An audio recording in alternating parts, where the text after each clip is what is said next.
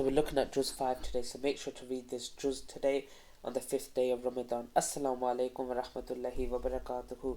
So now we're looking at Juz 5.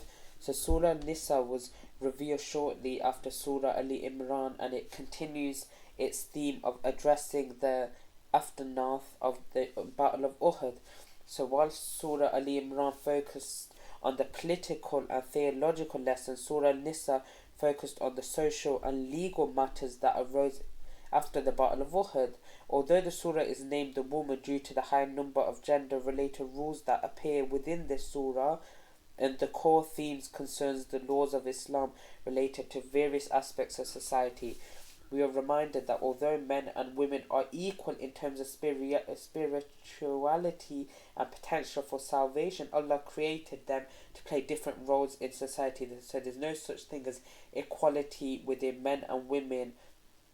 Rather, the man is the breadwinner for the family, providing for the wife and his children, whereas the wife's responsibility is to take care of her kids and to serve her husband. So hopefully you can understand that difference. Due to the high number of men who were martyred at Uhud, a variety of issues arose related to widows, orphans and inheritance. All these issues are addressed in the surah. The surah begins with a reminder that humanity originated from a single couple, and so due to our common ancestry we must maintain the ties of kinship. The spirit of brotherhood and community runs throughout the surah.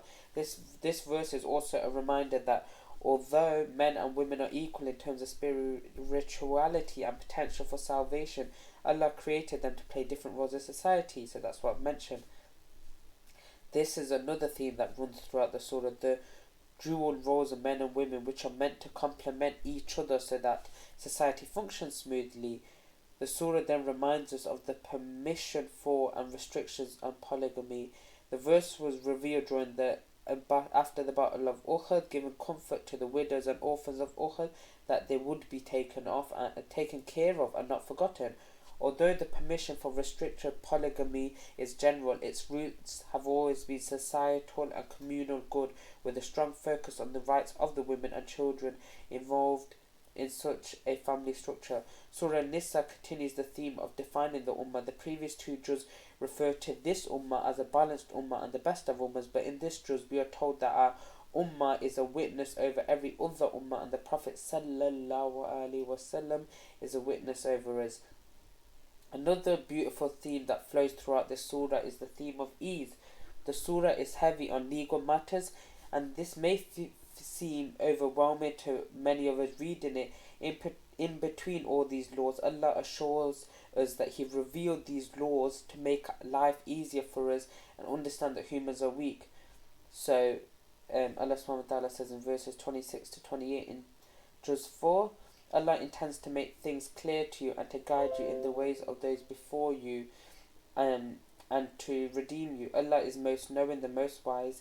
Allah intends to redeem you, but those who follow their desires want to turn away utterly. Allah intends to lighten your burden, for the human being was created weak. Another important lesson that is emphasized in this surah is the importance of obeying the Messenger sallallahu alaihi wasallam. This is the continuation of the lessons from the Battle of Uhud. The defeat at Uhud was due to the archers disobeying the command of the Prophet sallallahu alaihi wasallam. Because of this, the importance of obeying the Messenger is repeated throughout Surah Ali Imran and Surah Nisa, which includes the powerful command, "But know, by your Lord, they will not believe until they call you to arbitrate in their disputes, and then find within themselves no resentment regarding your decisions and submit themselves completely."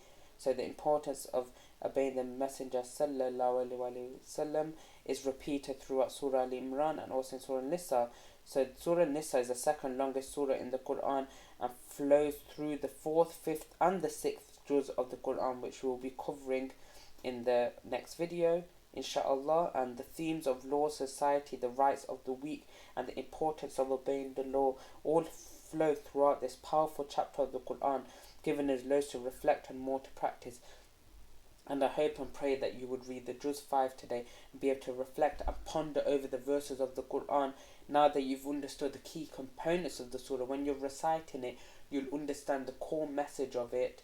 when you're reciting it, inshallah. So I leave you here fi amanillah wa sallallahu wa baraka ala nabina Muhammad astaghfirullah. Assalamu alaikum wa rahmatullahi wa barakatuh.